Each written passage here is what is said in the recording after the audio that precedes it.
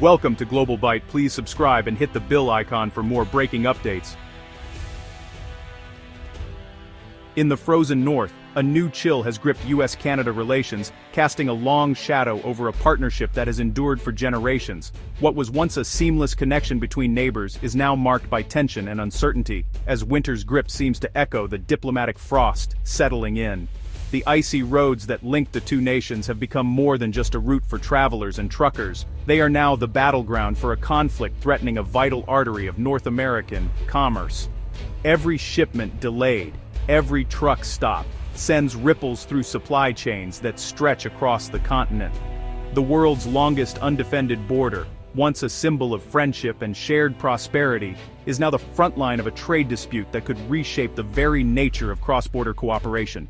Memories of open crossings and easy passage are quickly fading into the past. At the heart of this standoff lies Alaska, geographically isolated from the rest of the United States and entirely dependent on highways that wind through Canadian territory. For Alaskans, these roads are lifelines, now at risk of being severed by political decisions made far away. This isn't just about tolls or tariffs. It's a test of a century-old alliance, forged in war and peace, now strained by new pressures. The outcome will have global economic consequences, reverberating far beyond the snowy borderlands. The free flow of goods and people once taken for granted is now under threat as new barriers emerge. Each checkpoint, each closed gate, is a reminder of how fragile international cooperation can be when national interests collide. Truck drivers, who have long been the unsung heroes of cross-border trade, now face obstacles and delays on routes they've traveled for generations. Their frustration and uncertainty are a stark symbol of fractured trust between two nations that once prided themselves on openness.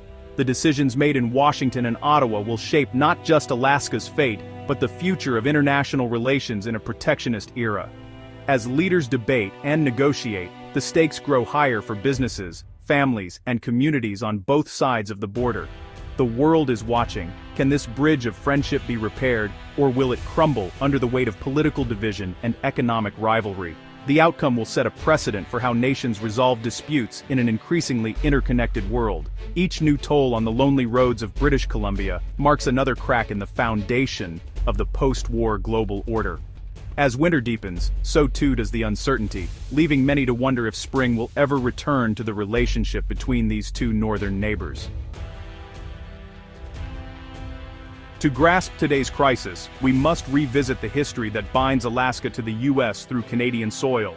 The Alaska Highway, built in WW1 by the U.S. Army with Canada's blessing, became a symbol of alliance and a lifeline for the North. After the war, it opened to civilians, transforming remote communities and enabling commerce and travel. This route, along with others like the Stewart-Cassiar Highway, is essential for goods, families, and tourism. Decades of open roads fostered deep economic and social ties, governed by mutual trust. The new tolls feel like a betrayal of that trust, threatening both Alaskan access and the Canadian communities that rely on cross-border traffic. For over 80 years, this symbiotic relationship has thrived on neighborly passage. Now, a shared asset risks becoming a point of painful division. The crisis erupted in early 2025, sending shockwaves through both countries and catching many by surprise. What began as a tense standoff quickly escalated into a full-blown economic confrontation, with headlines dominating the news cycle and citizens on both sides of the border bracing for impact. It all started when President Trump threatened a sweeping 25% tariff on Canadian imports, a move that stunned Canadian officials and rattled markets. The announcement was framed as a way to protect American jobs, but it immediately put decades of cross-border cooperation at risk. Canada responded swiftly. British Columbia imposed tolls on U.S. trucks traveling to and from Alaska, targeting a unique American vulnerability. The tolls were designed to hit a critical supply route, making it clear that Canada would not back down without a fight. Premier David Eby called it a necessary defense against U.S. economic aggression, vowing to match tariffs dollar for dollar. He emphasized that British Columbia would stand firm, defending Canadian interests and livelihoods, even if it meant escalating the dispute. The retaliation didn't stop there. BC halted sales of U.S. alcohol, removing American brands from store shelves and sending a strong message to U.S. exporters. The move was both symbolic and practical, affecting businesses and consumers alike. In addition, government agencies shifted procurement to Canadian suppliers, cutting off contracts with U.S. companies. This policy shift rippled through industries, from construction to technology, as local businesses scrambled to adapt to the new rules. Yukon considered barring U.S. firms from contracts, broadening the economic pain and signaling that other provinces and territories might follow suit. The sense of unity among Canadian leaders was palpable as they sought to present a united front. These moves mark a sharp break from decades of quiet diplomacy, ushering in a new era of direct, province-led confrontation. The tone between Ottawa and Washington grew increasingly tense, with both sides trading barbs in public and behind closed doors. The legality of the tolls under international agreements is murky, adding legal uncertainty to the political and economic turmoil. Legal experts debated whether the measures violated trade treaties, while businesses worried about the long-term consequences. The Alaska Highway, once a symbol of cooperation and shared purpose, is now a battleground in this high-stakes dispute. What was once a lifeline for communities has become a flashpoint for international tension.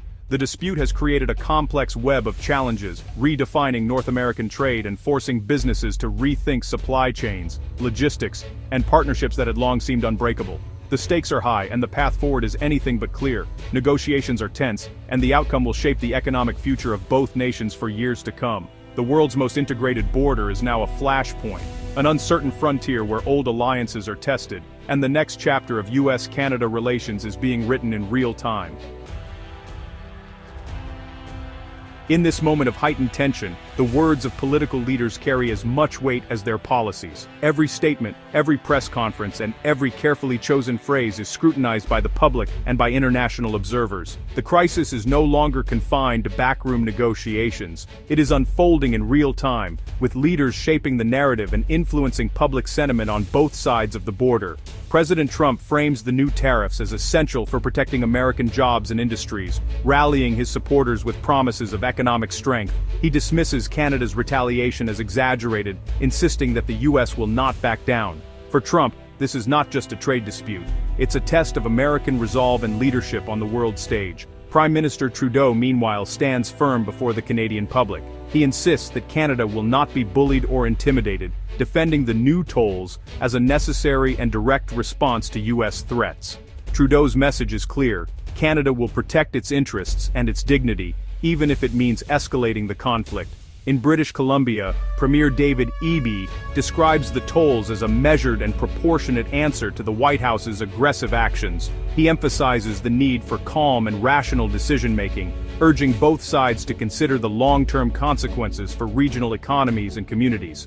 Alaskan Governor Mike Dunleavy, caught in the crossfire, pleads for a federal solution. He warns that Alaska is becoming collateral damage in a trade war that feels distant from the daily lives of his constituents.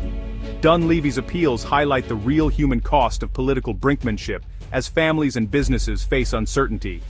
Yukon's Premier Ranj Pillai voices solidarity with the Canadian government, but also acknowledges the deep, historic ties that bind Yukoners and Alaskans. He calls for dialogue and understanding, hoping to preserve the unique cross-border relationships that have defined the region for generations. For the communities straddling the Alaska-Canada border, the impact is deeply personal.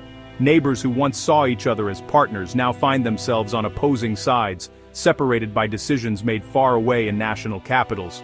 The sense of unity and cooperation that once defined these border towns is now threatened by the politics of division. As diplomatic meetings grow more tense and negotiations stall, the stakes continue to rise. The urgency for a solution is felt not just by politicians, but by ordinary people whose lives and livelihoods depend on cross-border cooperation. The world watches as leaders search for common ground, hoping to avoid a deeper rift. This crisis has evolved beyond a simple trade dispute. It now threatens the very foundation of cross-border cooperation, trust, and friendship that has long existed between the U.S. and Canada. The future of these relationships hangs in the balance, awaiting the next move from leaders on both sides.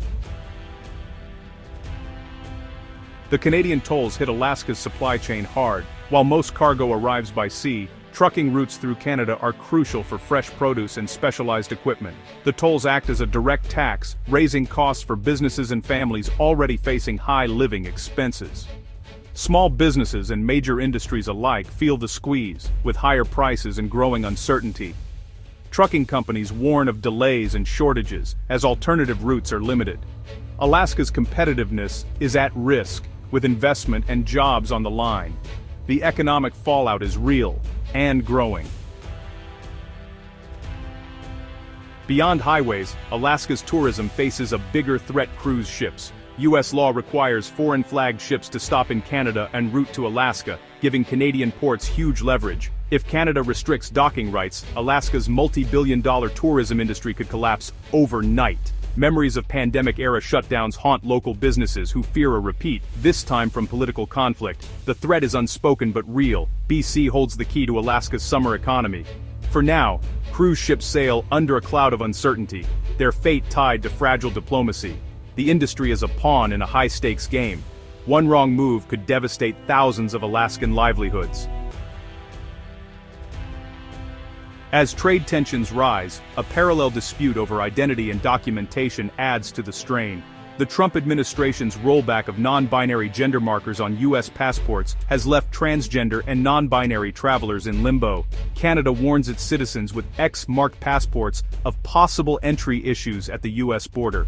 Legal battles in the U.S. add uncertainty, with travelers caught in a bureaucratic gray zone. This human rights conflict deepens the divide, making border crossings more stressful and personal. The issue goes beyond economics, highlighting diverging values between the two nations. The border is now a flashpoint for both trade and identity. Experts warn the toll's biggest danger is unpredictability. Alaska's economy relies on just-in-time delivery. New costs and delays force businesses to rethink logistics. Some analysts say BC is within its rights, while others argue old treaties may prohibit tolls, risking a legal showdown. Trucking industry leaders call the tolls a breach of trust, warning of permanent damage if the dispute drags on. Smaller companies may go under, and Alaska could become even more dependent on vulnerable maritime routes. Political scientists see this as a stress test for U.S.-Canada relations, with tit-for-tat escalation eroding decades of goodwill. The risk, a cycle of retaliation that's hard to reverse. The world's closest neighbors are drifting apart. As February 2026 dawns, the way forward is uncertain. The Alaska highway tolls are more than a financial burden. They're a symbol of a fractured partnership. Alaskans pay the price for a distant political conflict, their economic lifeline squeezed. Resolution must come from Washington and Ottawa, with both sides stepping back from the brink. Tariff threats must be dropped, and Canada must roll back retaliatory measures. Political courage is needed to prioritize shared prosperity over short-term wins. The cost of failure is too high for both nations. The bridges of commerce and community are easier to burn than rebuild. The challenge: rediscover the spirit of cooperation that built the Alaska Highway. For Alaska, and for the Alliance itself, the time to repair this northern bridge is now.